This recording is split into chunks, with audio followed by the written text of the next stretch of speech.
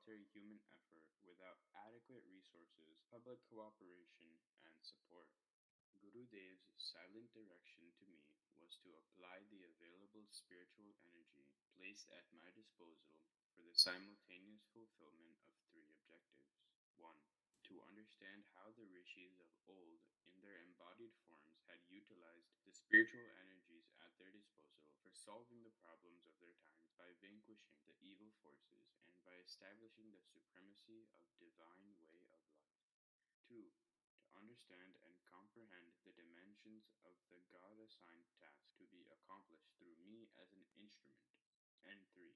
To draw appropriate lessons from the successes and failures of those divine warriors, rishis, in their battles against forces of darkness, and to devise effective strategies against the final assault of these evil forces, with the aim of banishing them from the human scene once and for all. He told me that the purpose of my pilgrimage to the Himalayas was to spiritually charge and equip myself for this epoch changing task. Gurudev further said, like us, you have also to perform a very important task through your astral body. By way of rehearsal, you will have to learn how long and in which part of the Himalayas your physical body could stay in fit condition to enable you to devote your wholehearted attention to the spiritual mastery and strength needed for the attainment of the aspired ends.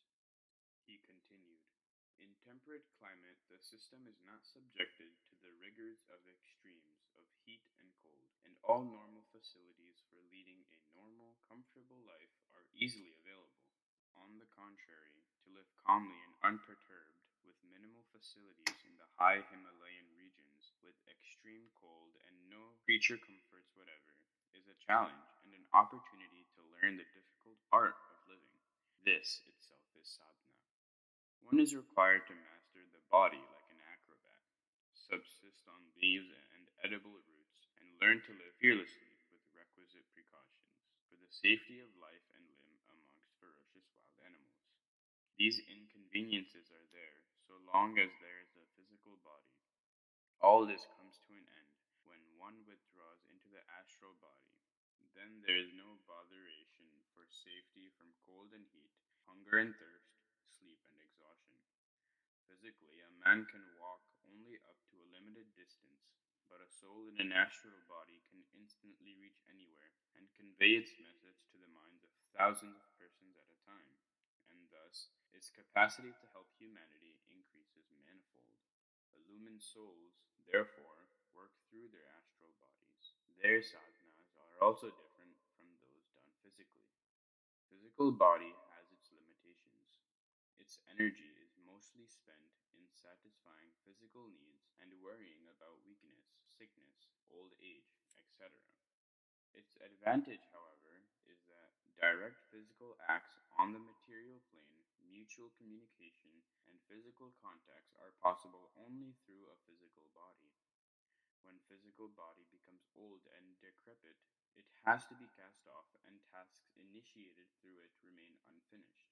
That is why those who are divinely willed to effectively work on the material plane for extended periods of time, far beyond the normal human lifespan, to guide, inspire, and empower the chosen few in the vanguard of humanity's upward and inward march towards Godhead, have to withdraw into their astral bodies and act upon this world with far greater force and effect from that realm. Your physical body will continue functioning until it has outlived its utility. You will then have to leave it and enter the astral body. Your sadhana will then be different, and the range of effectiveness of your powers extraordinarily far reaching. You will have contacts with special souls and will accomplish an epoch changing task.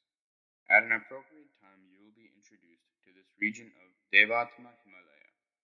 On this side of Gomukh, saints, great souls, live in their physical bodies. You will face several difficulties in this region also. You will have to live in this region for 1 year each time. Besides, you will be required to stay for 4 days each time in the region known as the heart of the Himalayas, which is the spiritual center of humanity. I will remain with you. Your astral body will be molded in the usage of your physical body, and you will know who live there, and how they live, and how you will have to live there. By having experience of living in these regions, physical and astral bodies, you will reach a state of consciousness in which rishis remain centered for fulfillment of their specific aims. In brief, this is the purpose of inviting you 4 times to the Himalayas. This will also encompass the spiritual training you have to undergo and the tests you have to pass. Your Purusacharana sadhana will not be hampered by these pursuits. This region is inhabited by those living in their astral bodies. Circumstances have considerably changed since the last ice age. Gods formerly living in this region of the Himalayas, which is known as heaven on earth, now live in ethereal space as the present environment here is not congenial to them. In ancient times, rishis lived from Rishikesh to Gomukh according to their choice and convenience. This region has now become disturbed due to tourists, pilgrims, and professionals. Also, several temples have been built to satisfy people's curiosity relating to ancient history and to enable local people to earn their livelihood. I was told that Madame Blavatsky, founder of Theosophy, was an eminent saint. She was in contact with highly evolved souls living in their astral bodies. She has written in her book that there is a parliament of invisible, divine saints in difficult, inaccessible regions of the Himalayas. Illumined residents of this area are also known as invisible helpers. Gurudev said, "It is all true. You will see all this yourself by your divine vision in this region of Himalayas, which is my abode." The Tibetan area was a part and parcel of the Himalayas in those days. Now the boundaries have changed. Yet the statement of Madame Blavatsky is true. Those living on the physical plane cannot see them, but I was assured that I would be able to see them by Gurudev's grace. Gurudev continued, "Keep on waiting for my call. You will be called when it is necessary, and when you will be considered fit for test. Do not be overeager on your side. Do not start for the Himalayas of your own accord by the way of sheer curiosity. It will all be useless. It is my responsibility after you have surrendered to me." Thereafter, Gurudev disappeared. Wholehearted execution of the prescribed disciplines. In his first meeting, Gurudev had prescribed for me 3 disciplines. 24 Gayatri Mahapurusha Charanas had to be performed for 24 years strictly in accordance with the prescribed rules in front of a grit lamp to be kept lighted uninterruptedly. The second important discipline to be undergone was of writing books for promoting the enlightened good of the masses. This was also essential for my own self growth and self education. This needed intense and extensive study and concentration. Side by side, public contacts had to be established to develop my organizing skills. The third important responsibility was to play the role of a voluntary freedom fighter in India's struggle for independence. As a matter of fact, these programs were not complementary to each other, but none of these became an obstacle in the progress of my sadhana and study. Although in between I had to visit Himalayas twice. The credit for this goes to my divine guide who had taken full control of the reins of my life and had assured constant protection. I was enjoyed by Gurudev to have the outlook of a rishi. I was also told that although I was related to my family, I should remain quite detached from it. I should listen to everybody, but should do what I considered appropriate, as it would be well, nay impossible, for me to reach the goal if attention is paid to their advice. Spiritual path, Sreya, and material path, Preya, are diametrically opposite to each other, and only one of them can be followed. If the world was pleased with someone, his inmost self will not be happy with him. If the inner soul is satisfied, the displeasure of the worldly people will have to be suffered. This has generally happened in the lives of all true seekers of truth. It is very, very rare that the pursuit of higher ideals has been approved by relatives. More often than not, the human soul had to surrender before the worldly people. High ideals had to be given up, and the old, soul suffocating routine had to be carried on. I faced this difficulty the very first day. With the starting of the series of Purusa Charanas, I started taking the prescribed food and leading the life of an ascetic tapasvi.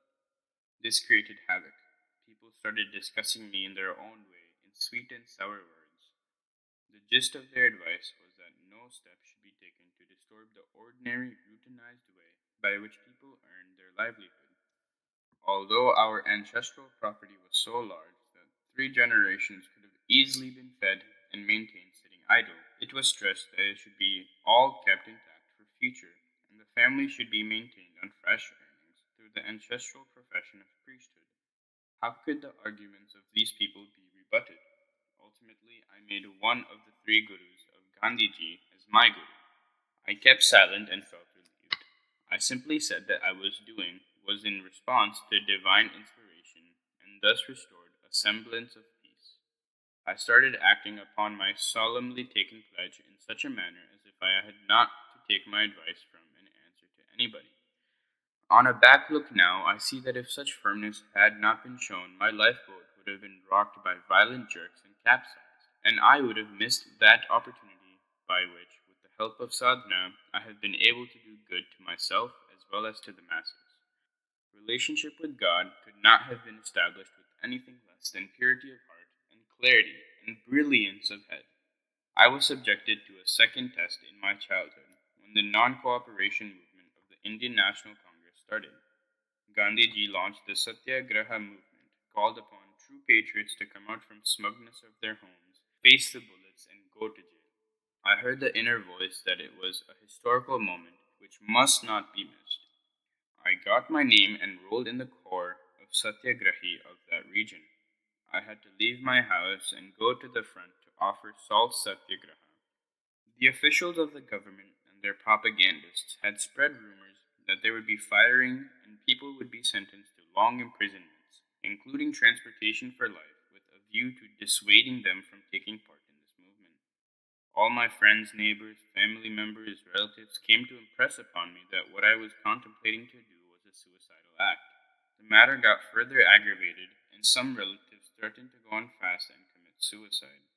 My mother, who was my guardian, was tutored to get my name struck off as a co inheritor, along with my brothers, of valuable ancestral property, and get the names of other brothers entered in my place. My brother said that none of them would have any relation with me, and I would not be allowed entry in the house. I was threatened to be got kidnapped and compelled to live in the camps of dacoits. I listened to all these threats calmly. The question before me was, what should be given precedence, pressure of the family or the need of the times? I made my soul and God as witnesses and decided to act according to the still small voice from within. In this context, the persecution of Prahlad appeared before my eyes. I also recall the story of Dhruva, the determination of Parvati, and the life stories of innumerable great men, warriors, saints, reformists, and martyrs. None of the family members and relatives of these great personages had supported them. They remained firmly committed to the call of duty and the strength of their own spiritual discernment. I, therefore, became indifferent to what worldly friends, neighbors, and relatives said or did. If higher ideals are to be pursued, one has to resolutely struggle against greed and cravings. Despite stiff opposition, I stealthily reached the place which was indicated, launched satyagraha, and courted arrest. There was another event of my childhood which further emboldened my spirit of courage. There was an old sweetpress who was suffering from diarrhea and had festering wounds. She used to cry bitterly, but being an untouchable, nobody entered her house. I consulted a physician about her treatment, arranged for the medicines, and started attending on her and nursing her regularly. I also arranged for her food. 65 years ago, it was considered to be an offense on the part of a high caste person to enter the house of an untouchable, treat her, and wash her dirty clothes. I was ostracized. Family members, too, did not allow me to enter the house. I used to lie outside on the platform and eat whatever was given to me, but did not give up serving the sick woman. This went on for 15 days, and she became well. She always addressed me as Bhagwan, so long as she was alive. In those days, at the age of 13, I was all alone. The whole village, including members of my own family, were against me. I kept up my courage of conviction and did not give in. Courting arrest several times during the freedom struggle, taking the vow of performing 24 Mahapurusha Charanas, treating and serving the sweetpress were all tough tests to which I was subjected in my very childhood. I simultaneously fought on 2 fronts against internal weakness and against pressures from relatives. This gave me an opportunity to awaken and strengthen my potential spiritual strength. I was greatly benefited from these tests and trials, and all my programs continued progressing towards fulfillment. The series of Mahapurusha Charanas went on regularly. A lighted pit lamp was installed the very day on which sadhana was started. The responsibility of keeping it lit uninterruptedly was taken up by my wife, who I called Mataji. It required to be looked after constantly, lest it got extinguished. This lamp has been burning uninterruptedly since then. When I meditate sitting in front of the flame of this lamp, the mind gets flooded with divine light and warmth. When there is a knotty riddle which cannot be solved by ordinary wisdom, the bright rays of this constantly lighted lamp resolve it instantly for me.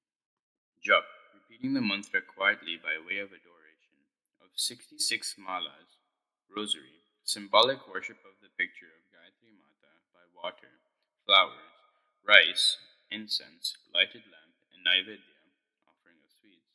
Meditation of rising sun, Savita, at the time of jap and offering of libation to the sun, Surya Grahadan, at the end.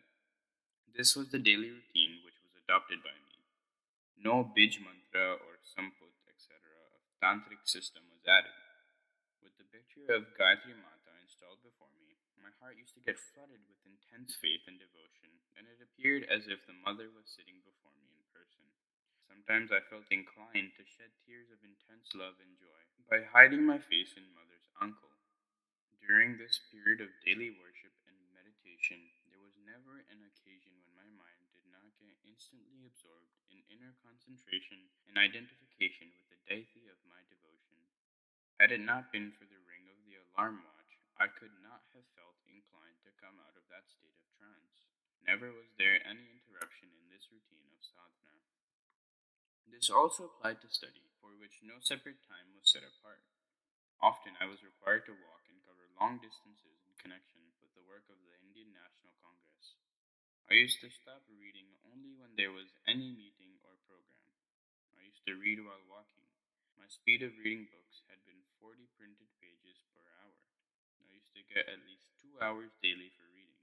Thus, at the rate of 80 pages a day, I could read about 2,400 pages in a month, 28,800 pages in a year, and 17 and a half lakh pages over the past 60 years.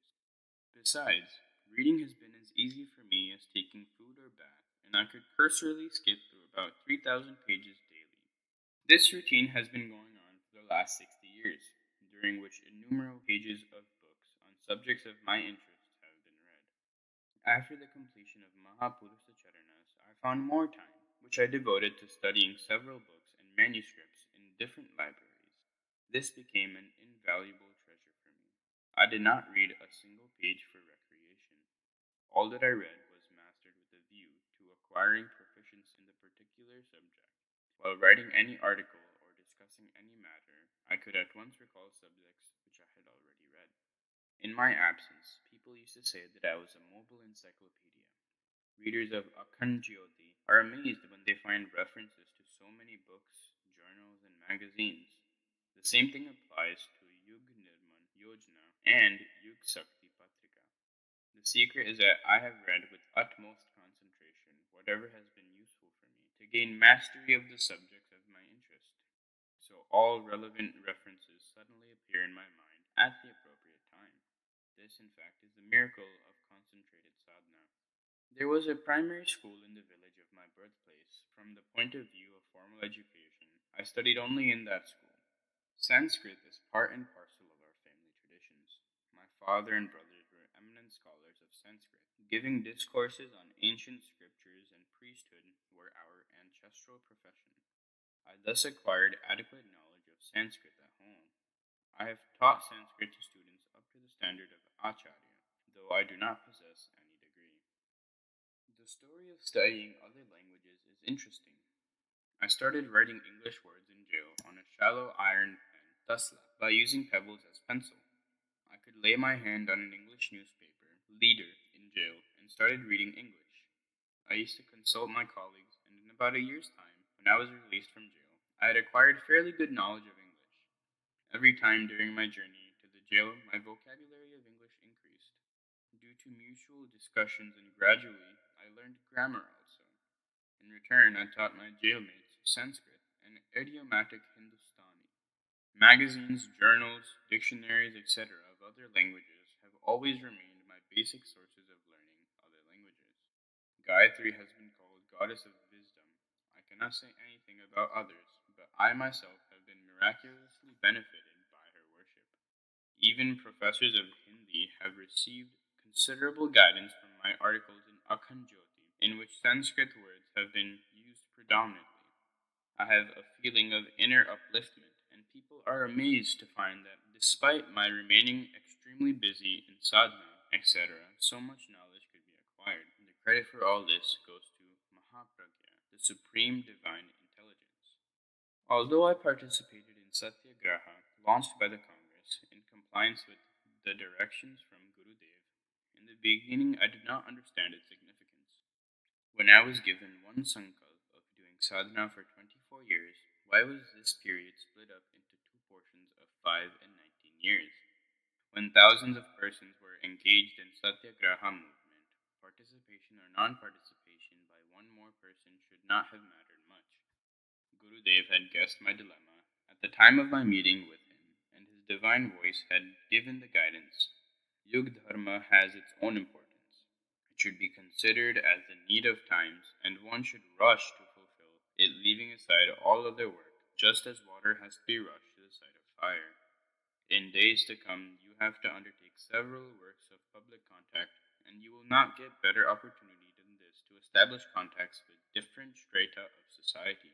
You will also get an opportunity for rehearsal of the experience gained in previous births, and of the lessons learnt in your early age. They are not important from the point of view of personal gain, but they answer need of the times. Gurudev continued, in practical life, you are to be taught four lessons. 1. Wisdom. 2.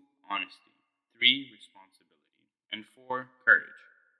These help in the inner growth of the soul and develop brilliance of intellect.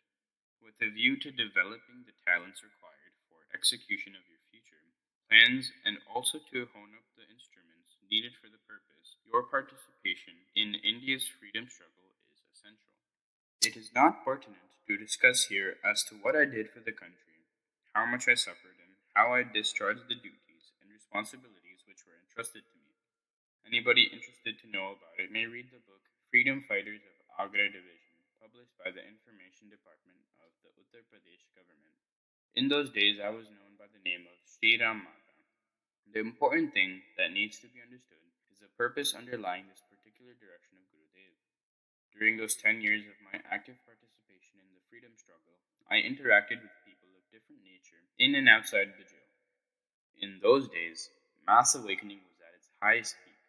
I came in contact with several brave, courageous persons with firm determination, and I learned many useful lessons from them. It took me less than a couple of years to learn the art of winning over supporters, co workers, and appreciators for the stupendous task of revolutionary moral reawakening. That was the primary aim and mission of my life. It would not have been possible for me to learn these lessons even by touring the country extensively on my own. Family attachments, feelings of mine, and thine were got rid of, and I lived a happy life even in adverse circumstances. This created self confidence. The most important gain was that I developed the attitude of a volunteer, which has helped me to remain humble even at this late stage of my life. The suspense as to why I was directed to perform Mahapurusa Charanas in two phases was thus removed by my experiences of the freedom struggle. The Indian National Congress was established about a century back, but the Congress in which we worked was altogether different from what it is now, and I had peculiar experiences while working in it. Effortlessly, I got an opportunity to establish contacts with several eminent persons. I always conducted myself as a disciplined volunteer. So, whenever any volunteer was needed to serve eminent leaders, I used to be pushed forward in view of my young age. From these contacts, I imbibed many virtues and also got the opportunities of living with Gandhiji in Sabarmati Ashram and with Vinobaji in Pavnar Ashram. Others went to these great personages for their darshan, but to me, the insights provided by these contacts proved to be celestial boons. In 1933, the annual session of Indian National Congress was held in Calcutta. In those days, the Congress was considered an anti government organization. People were arrested, and police firing was resorted to on flimsy pretexts. Delegates who were considered important enough were arrested at Bardwan Station and sent to a special jail at Asansol, which was originally made by the East India Company for Europeans.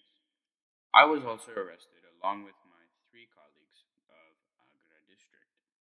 Eminent persons like Madan Mohan, Malviyaji, Devdas Gandhi, Swarup Rani Nehru, mother of Pandit Jawaharlal Nehru, Rafi Ahmed Kidwai, Chandra Bhanu Gupta, Kanhai Yalal Khadiwala, and Jagan Prasad Rawat here with us in the jail. Malviyaji used to address us daily in the evening throughout our stay there. Malviyaji and Mata Swarup Rani used to treat all of us like their children.